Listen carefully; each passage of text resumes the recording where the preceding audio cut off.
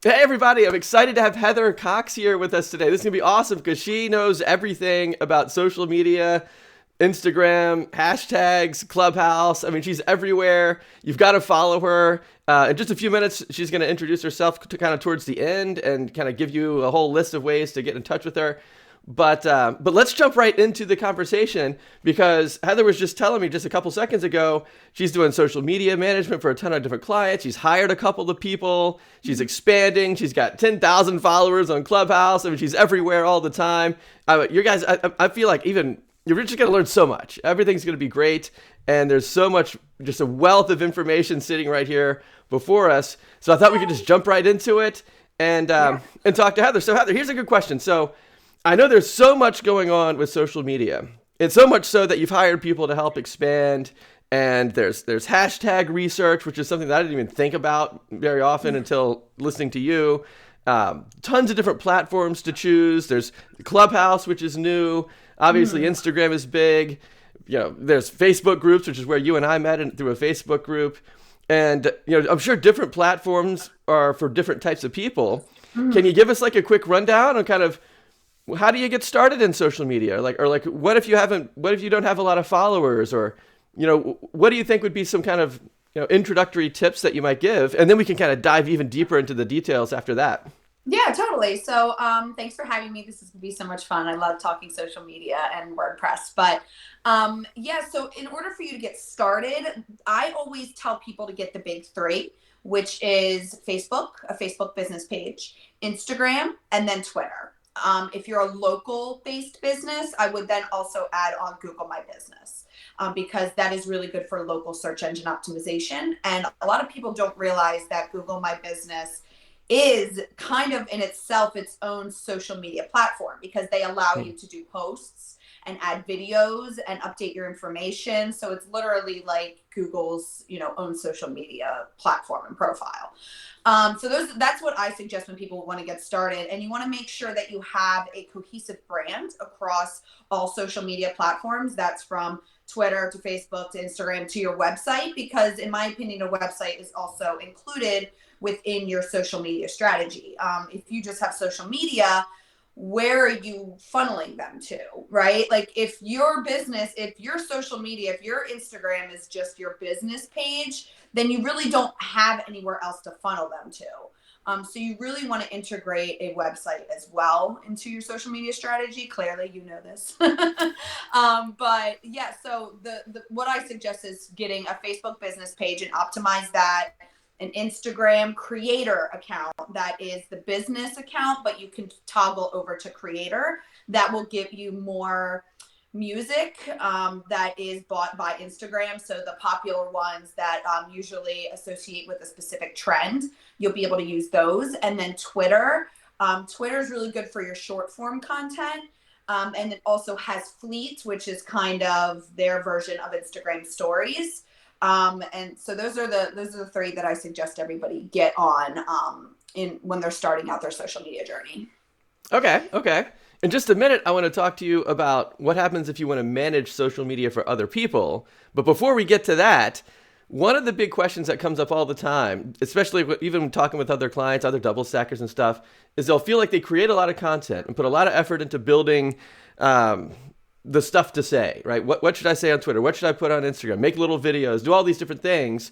And then they feel like they're just throwing it out into the void and nobody really ever sees it. So what's the balance between trying to like create content and then just throwing it out there versus somehow attracting an audience to look at the content? So I feel as though a lot of web designers and just people in general really don't know what to put out on their social media. And what I always say is go to your website. You have content pillars already lined up on your website via your navigation bar. So you have the homepage, any content you have on the homepage, about page, your services, your portfolio, your products, your contact, your connect page, which is a specific social, like literally all those content pillars you can use to create content on your social media.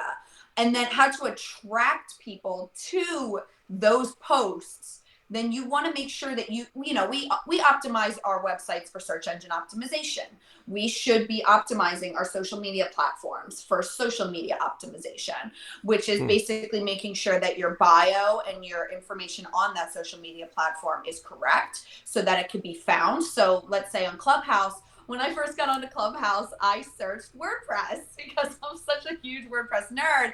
And everybody that had WordPress within their Clubhouse bio came up because there's a mini search engine within these social media profiles and platforms.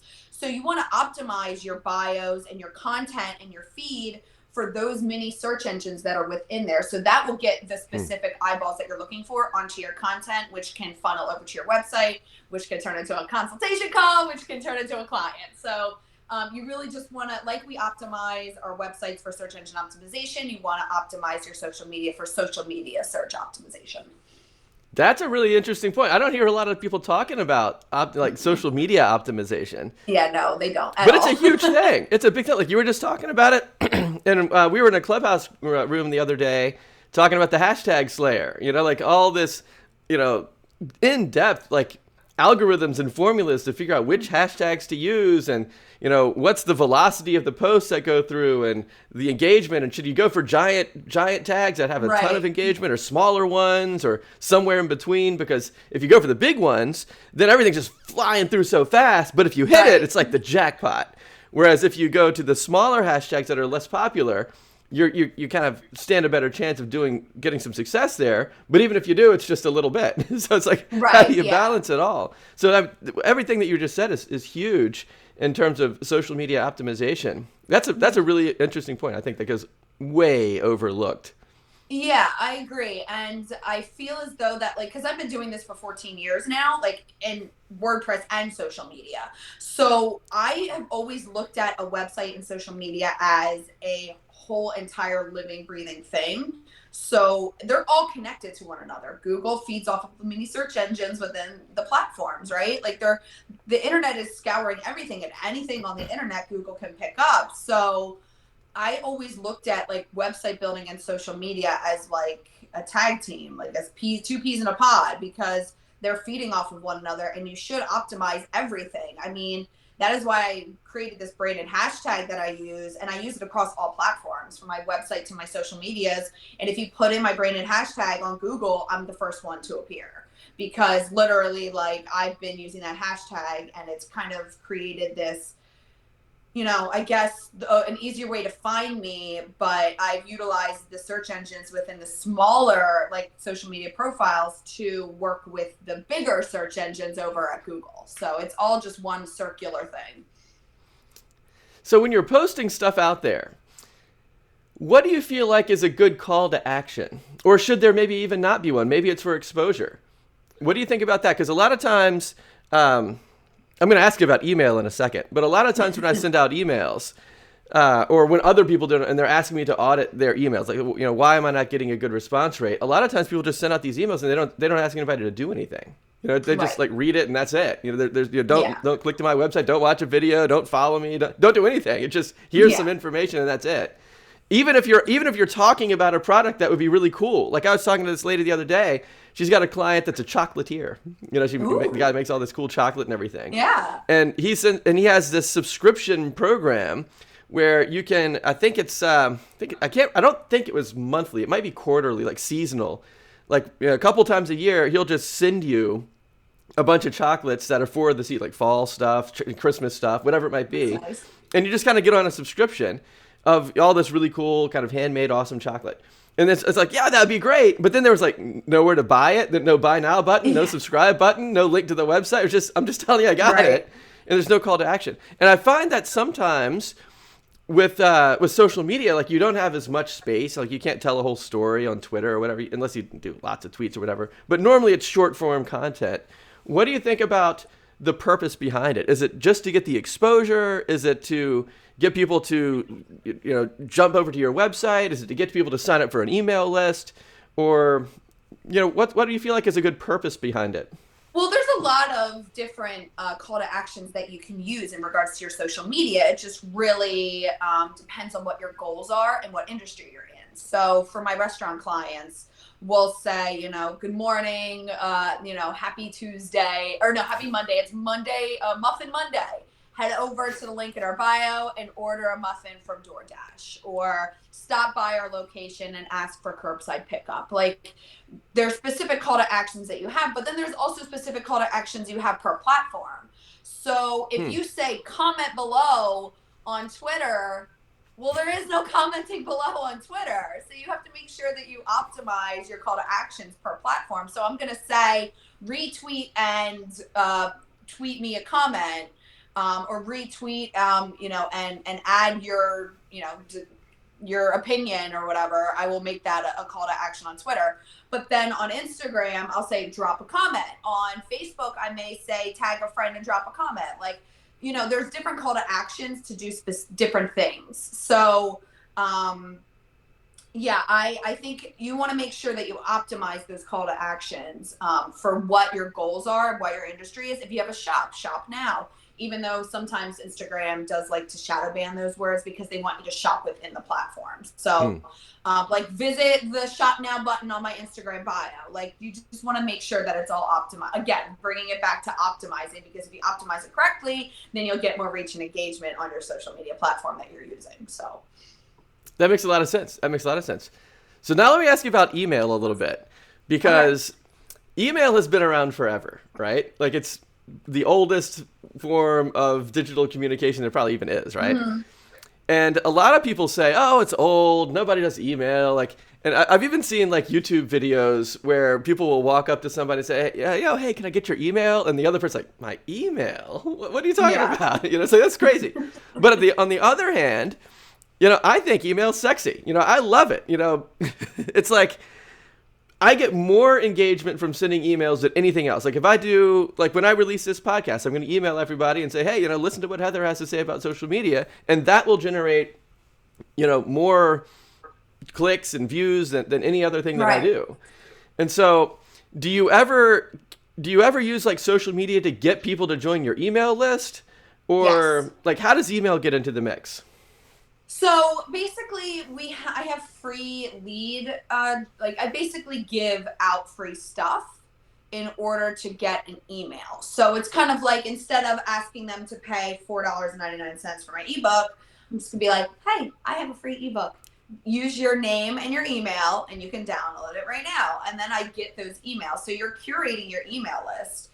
You can also go through all of your followers on Instagram. I mean, you could, if you wanted to take this time, and literally gather all of your followers' emails, because you really want to move people from your social media platforms to the next phase, which is either a newsletter, to your shop, or to your website to view your portfolio or your services or what have you. So social media isn't the end. It shouldn't be used as the end goal platform. You should be using it as a lead gen to move it to your other platforms and get them off of social media, because we don't own our social media platforms. Instagram could go down in a day. I mean, I've seen Instagram go down, and I go to Twitter and I'm like, Instagram down. Like, it's like hashtag Instagram down, and like put like a funny gif with it. And we don't own these social media platforms. So getting those individuals and those possible leads over to your newsletter list or to your website or to your shop is the main objective. And it's just going back to those call to actions where you could say, hey, I have this brand new newsletter that just came out. Visit the link in our bio to sign up for our newsletter, and you can get it directly in your inbox. So it just comes back to that appropriate call to action of what you're trying to accomplish. That's awesome. That makes a lot of sense. So kind of taking that next step. So social media seems like a great kind of introduction to people, get a following, get people to sort of know you a little bit. Then they take the next step, which maybe is, oh, okay, that would be a great ebook to get. And then now you got the email address. And then you say, hey, why don't you shop my store now? Or why don't you schedule a call, and kind of escalate the relationship from there. That's really insightful. Okay. Yeah, and I mean, it takes 7 touch points for somebody to buy buy something from your shop or your service. So, social media increases those touch points, which, instead of, I watched this really awesome course the other day about increasing your touch points in regards to website creation. So like usually you have a meeting with somebody, then you email them the proposal. Like that's only 2 touch points. Like, so social media helps you increase those touch points so people are more likely to book you for a service or, or purchase one of your products that you have. Yeah, that makes a lot of sense. A lot of sense. Because think about all the decisions somebody has to make. First, they see you on social media, whatever the platform is. Then they maybe see you on a couple other platforms, and then they hear you talk in a Clubhouse room, and the next thing you know, they kind of view you almost like a celebrity. Right, it's weird. So it's really cool. So okay, so that sounds like we covered a lot of cool stuff for getting started. Social media optimization to get for discovery, what to say. We covered some call to actions, what the next step is after the connections are made, like maybe bumping up to email or bumping up to a consultation or maybe the free ebook kind of idea, like the lead magnet to get the email, that kind of stuff. All of that sounds great. What about, are there any other tips that you have for just gaining the following? So I know we talked about optimizing the channel itself, but what about like some proactive things that you can do? Like, should I go out there and start following 1 million people and hope they follow me back? Or, I don't know. Do you have any other tips? Because I see you on Clubhouse a lot. Like you got, what do you got? Like 10,000 followers there or something? Yeah, like, yeah. You're a celebrity. That's crazy. I mean, I guess there's people who have 3 million followers on Clubhouse, and I think like that's insanity. I mean, I've seen, over on TikTok, people have like 20 million, and I'm like, that's so many people to have so many eyeballs on you. But yeah, just to gain followers, I mean, I would just suggest being yourself and giving value.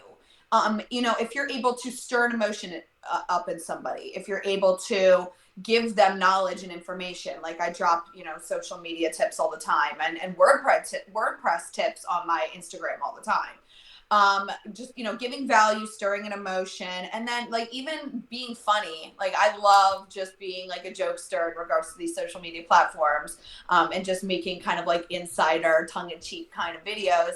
But really just being yourself and having fun with it. And then there's also the 80-20 rule where you want to be 80% giving back, like, giving information out, even just being yourself and telling somebody a story about how you got started, literally just being genuine, right?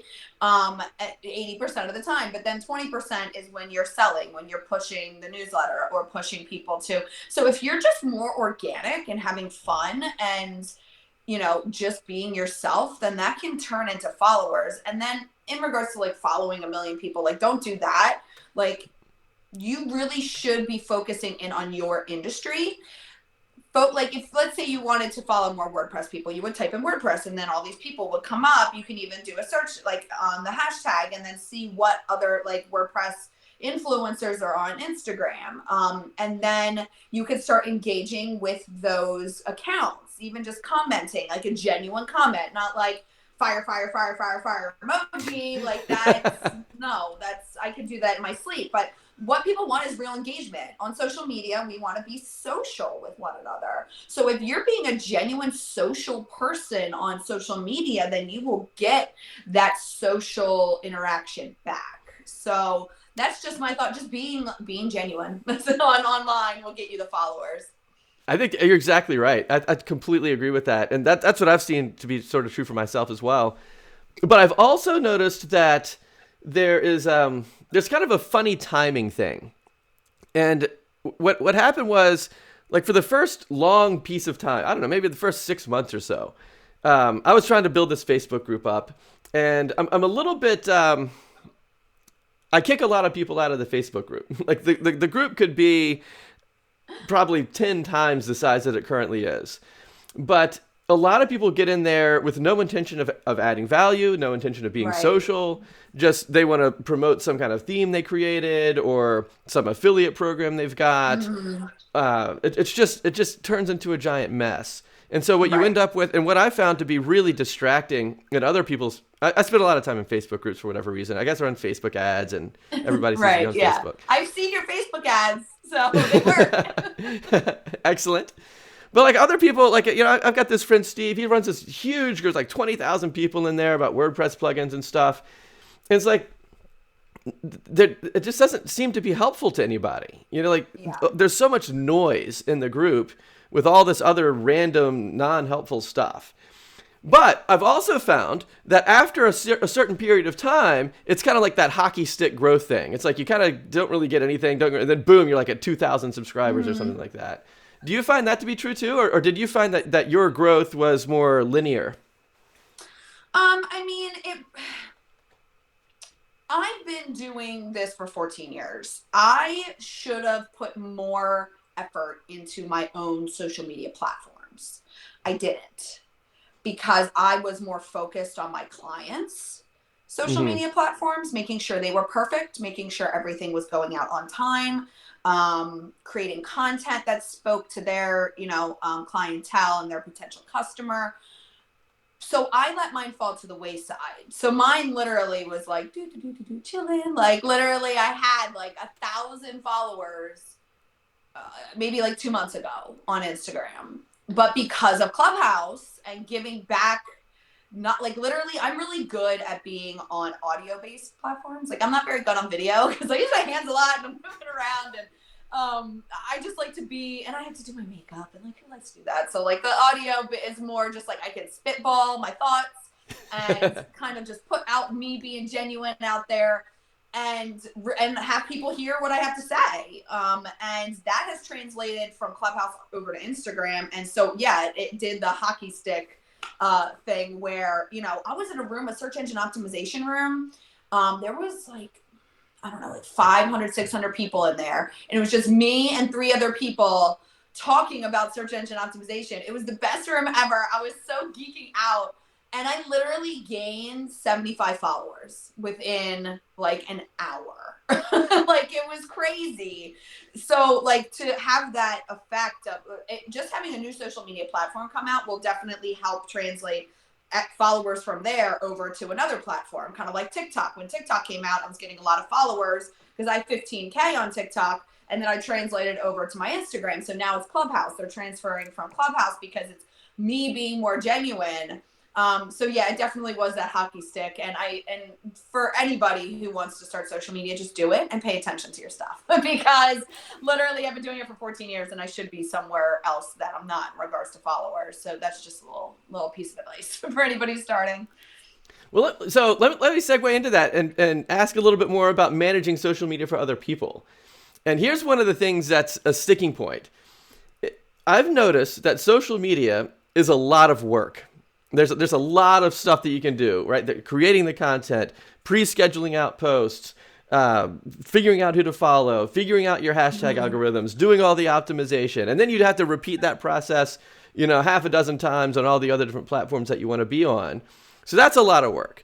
Yeah. But you can segment the work into what appears to be 2 categories. One category is the work that usually it seems like if you and I were going to work on social media together, I would imagine that I would have to think of some of the stuff. Like some people would want to actually talk to me in Clubhouse as opposed to talk to you about me in Clubhouse. You know what I mean? Because like if you were my representative, you could definitely schedule the post. You could definitely help me with the hashtag algorithms. You could definitely help me with the branding, ideas of what to say. But eventually, it's probably going to come down to your client, because they're the ones that actually have the unique perspective on their own business. So some of the stuff is going to be client stuff. Other stuff is going to be the stuff that you can help them with. So there's kind of 2 categories of things. So how much, if you were going to offer social media as a service to your clients, and they then said, okay, Heather, how much work do I have to do in order for you to be able to be successful for me? What is that balance like? So you definitely need to get content before you even start working with a social media manager. That's a great tip. You definitely do. You should either create, take photos. If you have video, I see your videos all the time. So I would literally be like, can you please just get me however long your 10-minute video is? And then I'll slice it up into 30-second segments. And then I have, X amount of videos for X amount of days for me to schedule out. But there are 3 basically pillars of social media management. One is the content, getting the content or making the content. I have an ice cream shop and I make, we're open from 3 to 8 p.m. with cute little sprinkles and, stuff like that. Just kind of like a tiled image. I'll also take stock photos for, a different client. And put them like if it's a salon or something, and you want to show that they are doing their hand washing for COVID, like you just grab the stock photo of somebody washing their hands. So you want to get the content first, and I even contact my clients and I text them and I'm like, hey, I need pizza content. Hey, I need fried chicken content. Like, please send that over to me, or I'll come into the restaurant and take those photos. And the next part is the caption creation. And that's making sure that the content and the copy is on point. So using emojis and, speaking to that image that you have. So if I'm talking about fried chicken and I have a box of fried chicken and it's Friday, I'm going to be like, Happy Fried Chicken Friday with like a fried chicken emoji and a rooster emoji. Visit the link in our bio to order fried chicken from Grubhub.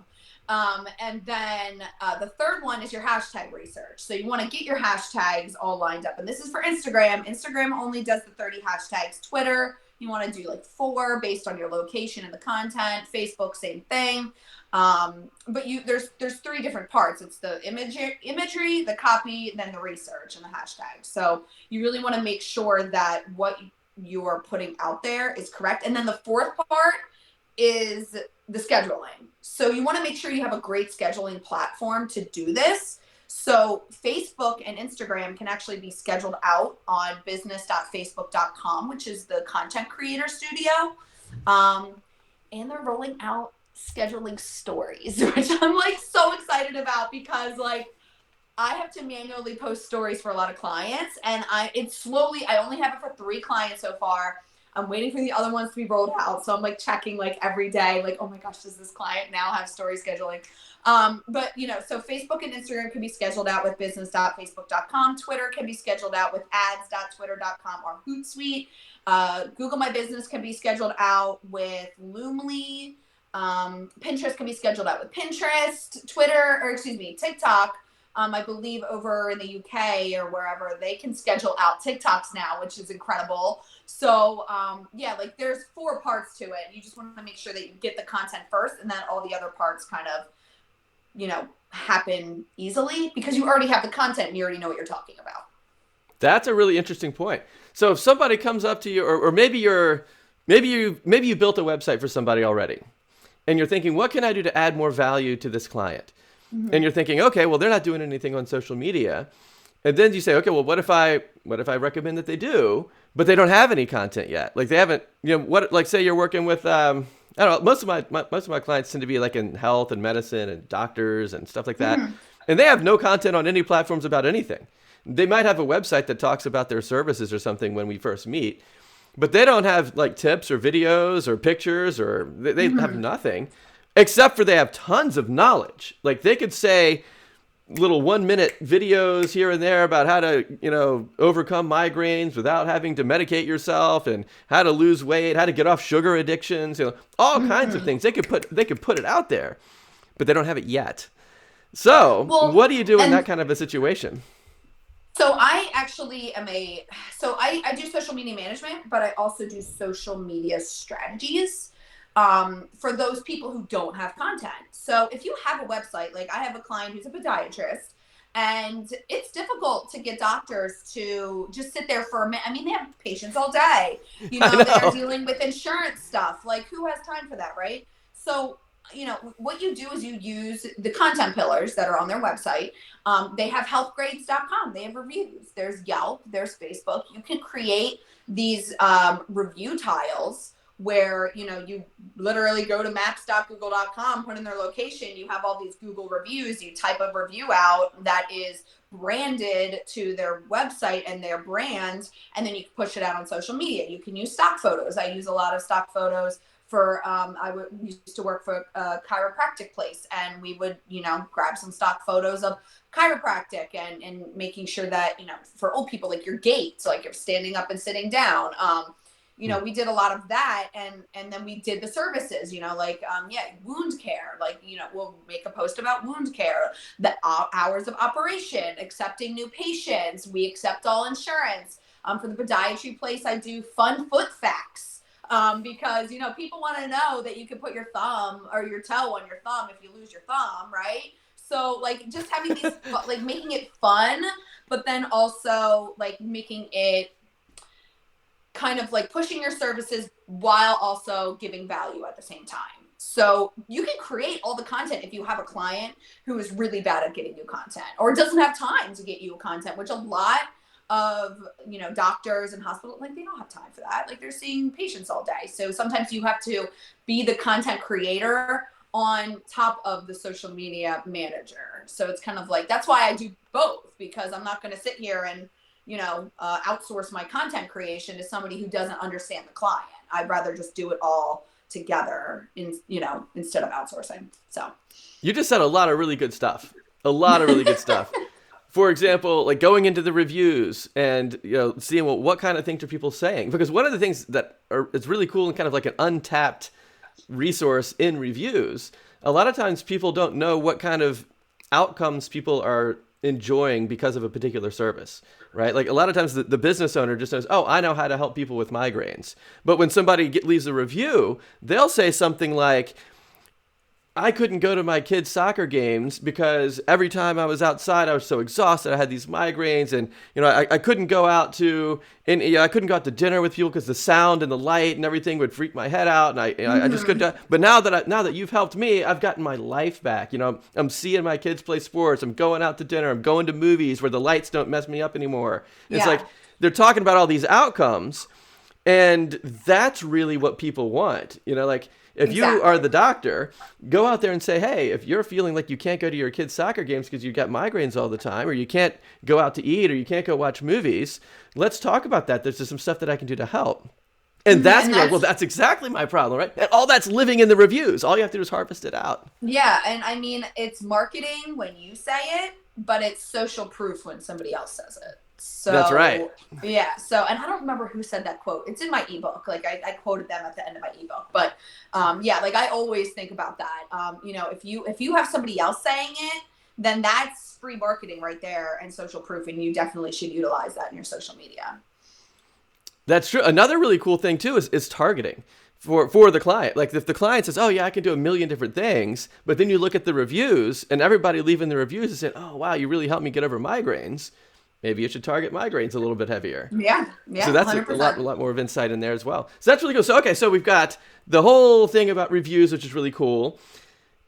Being able to create content by basically looking at all the resources the client already has that they may not be thinking about, like the reviews or like the content on their website, or what the pictures that they just might be having floating around somewhere, kind of leverage that, or at least take the concepts and then put stock photography behind it and put some message on there. So that helps you create some content. But you also said a few minutes ago, make sure they have the content first. So what I'm thinking that probably means is before you go and do the scheduling and all the other stuff, spend a couple of weeks creating the content so you kind of have you're kind of front loading the whole thing rather than trying to create everything on demand and just rushing all the time. Correct. Yeah. So I'm loving my intern Laura, shout out to you, and Mackenzie, my helper.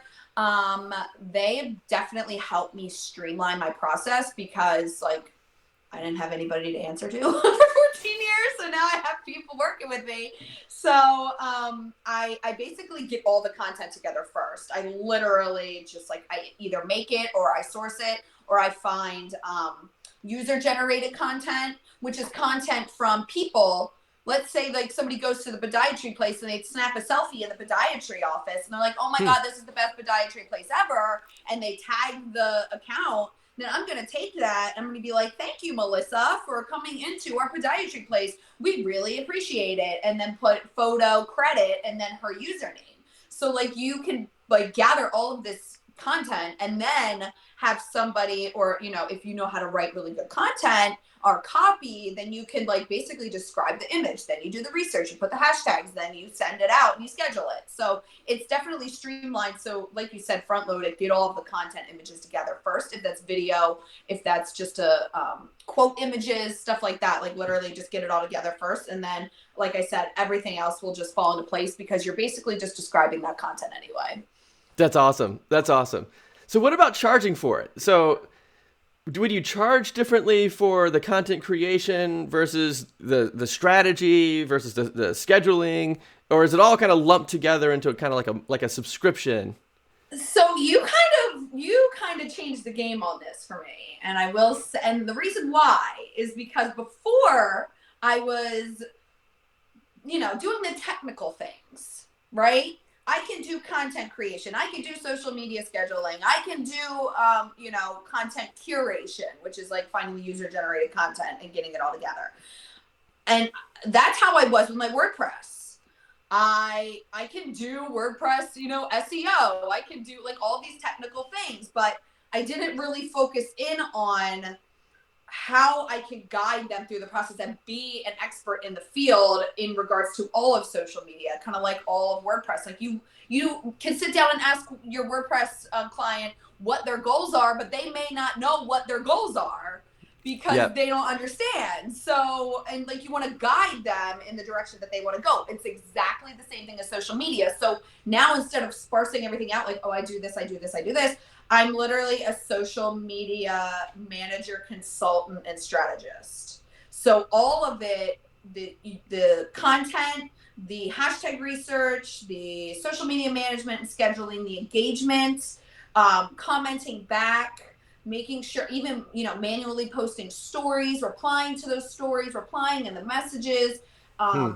That's all just one service, because it's really difficult to sparse things out and then have it all cohesive and streamlined. So if you do all of that, then you have basically a recipe for a winning success, because you're literally doing everything and you don't need to hire out to have people create content for you and wait for those people to create content. You literally are doing everything while kind of guiding the client on where they should be going with social media and how social media works and how getting more eyeballs on your content equals more money in your pocket. So it's more about just being strategic, and so instead of sparsing all these things out, it's under all one umbrella now, and that's because he said thank you. That's awesome. That's exactly how I would do it too. That's perfect.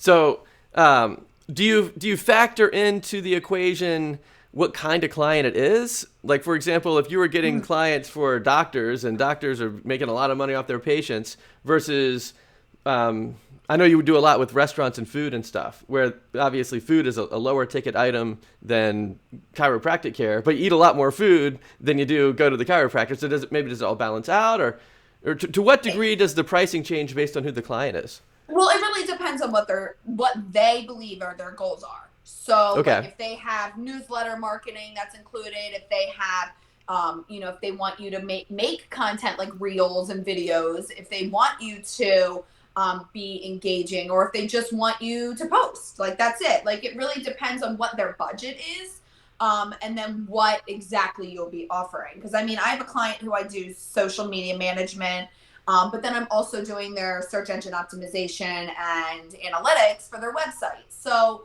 like I said, like I've been working in the space of work, like my WordPress and website building with social media is all encompassing. So I have a lot of clients where I build their website and then I do their social media management and all of that stuff, like literally, because it's all one breathing online entity, and it should be treated as such, because social media and a website are all geared toward digital marketing, and that's how you should look at it, instead of sparsing it out like newsletter over here, website over here, social media back there. Like you should all literally just think of it as one living organism, essentially, because the World Wide Web is forever expanding, and that's, your digital marketing is also changing and expanding always. So do you ever get clients that have a budget that's too small, or maybe it's a strategy or a vision for themselves that's too small, and they say something like, "Hey, Heather, could you just I don't know, just schedule one tweet a week. So there's something that isn't going to do anything. Do you ever get to the point where he's like, yeah, if that's all you can do, then let's just not do anything? Yeah, I mean, if they are not going to go all in regards to their digital marketing strategy, then they're just wasting money, period. Like, it's kind of like having a website that doesn't really meet your goals and the means to an end, right? Like, you don't, like, it's like putting out one tweet is not going to do anything. You need 21 tweets a day to be optimized on Twitter. Like, I would need to schedule out 21 tweets a day for you. And that's That's a what, lot. yeah, 21 times 7, if that's a whole week, that's 147 tweets in a week. Like, your one tweet a week is not going to optimize your Twitter at all, because literally you post that one tweet, it's already pushed down. Like, it's not going to do anything for you. So that's why, like, if I have a client or somebody who comes to me, they're like, yeah, like, I just want to focus on Instagram and I just want one post a week. I'm gonna be like, I'm sorry, like, I don't handle that. I don't do that. Like, I'm here to grow your social media so you can grow your business, so you can get more money in your pocket. Because if you're just doing that, you're throwing money away in regards to your social media strategy. Yeah, exactly right. That's refreshing to hear too. So what's next for you? So where do you want to take things? Are you going to hire more people? Are you going to get more clients? Are you going to grow the clients you already have? Or what do you see as being kind of what's in your future? I'm super loyal to my clients. I have this no compete the self-imposed non-compete clause. So if I have a pizza place in North Wilmington and there's a pizza place across the street and they want to work with me, I'm be like, I'm sorry, but I can't work with you because I'm working. And they're like, I'm ride or die in regards to my clients. I mean, I've had clients that I've had for 10 years now. So I want to help grow my current clients because they are ride or die, just like me. I'm ride or die for them. So I want to grow my clients, but I also want to take on new clients to help them, especially in the restaurant industry. They've been hit really hard due to the pandemic. And during the beginning of the pandemic, I actually was doing a lot of work for free for my clients, which I was like 100% fine with doing. And I was happy to do it because they're local to me. So I want to make sure that my local economy is going to stay thriving during this difficult time. And especially the restaurant industry, there was tons of people laid off. Lots of mom and pop restaurants closed. So I want to help, continue to grow that. But I also want to take on new clients because I am expanding my, repertoire in regards to social media marketing. I've taught myself some new tricks as of late. So I have had my eye on this really cute, I don't even know what you call it. Like, it's like a little house, but it's like, I don't know, like a roof pitch or whatever. And like, it has a first floor and a second floor. And I want to make the first floor kind of like a co-shared working space for people to come in. And then on the second floor, I want to have my offices and I want to hire like a couple more people, but there's some red tape I'm going to go through in regards to getting that property. But yeah, I just want to stay local and really help my local clientele expand and grow and get out of this pandemic. And then maybe after the pandemic's completely over, I'll think about expanding more. But those are my future plans, hopefully. Those are awesome plans. I love it. Well, cool. Well, why don't you tell everybody where they can find you? So if you want help with social media, follow Heather somewhere. Just get in touch with her in some way so that you can be blessed by all of the awesomeness that she's sharing all the time and the graciousness she has coming onto these podcasts. Follow her on Clubhouse. You can listen to her there. But Heather, where can people, what's the best way to get in touch with you and where can people find you? So on any social media platform, you can hashtag me. Just search hashtag and search BGWD. Hashtag BGWD on any social media platform. That's from Twitter, Instagram, Facebook, Clubhouse, Pinterest, Tumblr, Reddit, like literally like Scoop It, like all those like curating sites. But yeah, you can find me by just even Googling BGWD. You'll be able to find me. I'm the top search result. I'm over on Instagram at the BGWD, literally just BGWD, and you'll find me. And yeah, and if you also search Heather Cox, I believe I'll come up, Heather Cox Delaware, I'll be able to come up on Delaware Today and the News Journal. And then if you go to my website, thebgwd.com, that is my WordPress website. And that has my portfolio and my clients and reviews and tips and my blog and all the things. So, yeah, and you can reach out to Lee. He'll probably be like, I'll put you in the right direction. Yeah. It's awesome, guys. Heather's been doing this for 14 years. She's hiring employees. She's got thousands of followers all over the place. And BGWD is the way to find her on basically anything that you touch. So does that stand for something? So it stands for Be Genuine Web Design, and I just rebranded myself 2 weeks ago. I had a business name for a while, but I put that to bed because I really want to be more genuine. I kind of hid behind a persona that I had online just to kind of keep a little distance and safety from myself in the internet, because the internet's a crazy place, y'all. Just let you know. So I put that to bed, and now it's Be Genuine Web Design. I've kind of stepped out in front of everyone, and I'm just being my genuine, crazy, fun self. So That's perfect. That sounds awesome. Easy to remember. Okay. Yeah. There's so many more questions. We're already 45 minutes into that. I told Heather, I was like, hey, why don't we do this for 20 minutes? Here we are, double that. We got to do a round two. I've still got a bunch of questions that we could talk about. So if you got some time, we'll reschedule a part 2 later on. Yeah, for sure. Yeah, totally. Well, thank you so much for having me. I really appreciate it. Liz, I've been following you for years. Like you said, we met in the Facebook group that you run. And I had one call, literally one consultation call with you. And literally, like, it changed my whole entire trajectory. Like, even though I didn't sign on with you as a coach, just listening to you speak kind of like flipped a switch in my brain. So that's awesome. I just want to say thank you. And if you need help with your WordPress, Lee, there you go. Lee over here, he'll be able to help you out. Well, thanks so much, Heather. This has been great. So I'm going to go ahead and, I guess, kind of end our part 1 for now. And then we'll catch up again later on and do a part 2 later on. Okay, cool. Sounds good. Awesome, guys. It's good seeing you. Follow Heather, BGWD. Anywhere you go, you'll find her there. All right, guys. Have an awesome day.